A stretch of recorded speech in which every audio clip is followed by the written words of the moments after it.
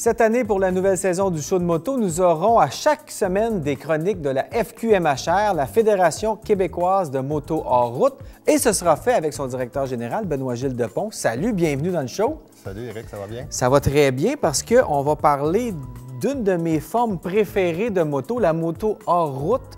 Et d'abord, il faut parler à quoi ça sert la FQMHR. Okay, la FQMHR sert à encadrer le sport, donc l'activité. On parle de compétition, on parle de pratique en circuit fermé ou on parle de randonnée en sentier. Donc, vous chapeautez tout ça, chapeaute tout ça, autant au niveau des règlements que de la signalisation? Exactement. Les règlements, les lois, faire respecter les lois, définir les règlements et puis aussi recevoir le financement, donc l'argent qui vient de l'immatriculation de chacun des véhicules hors route. C'est peut-être le temps d'expliquer aussi où va l'argent. Vous allez voir sur votre plaque, il y a un montant qui s'en va à la Fédé. Exactement. Il y a 16 $ sur chacune des immatriculations de véhicules hors route qui revient à la Fédé.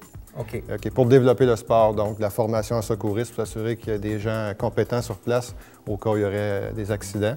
Et aussi le développement en signalisation dans des parcs, signalisation dans des sentiers, amélioration de sentiers et développement et tout ça. Donc, vous faites aussi le côté politique du sport, de parler à d'autres clubs pour peut-être emprunter leurs pistes et tout ça? Exactement. Donc, on est le lien aussi entre les 60 organismes qu'on représente et le gouvernement. Et quand on parle de moto hors route, j'ai été surpris d'apprendre que hors route, c'est aussi pour les gens qui font de la piste, de la moto sur piste. C'est effectivement hors route aussi. Oui, exactement. Ça peut être une moto double usage aussi qui va sur la route, qui peut rouler en sentier, comme ça peut être une moto routière qui fait de la compétition sur un circuit fermé. OK, donc vous chapeautez tout ça. Oui. Et il y a combien de membres là-dedans? Il y a 60 organisations membres réparties dans 3 catégories. Donc, il y a les clubs sentiers, qui sont les clubs quad qui acceptent les motos sur leur sentier.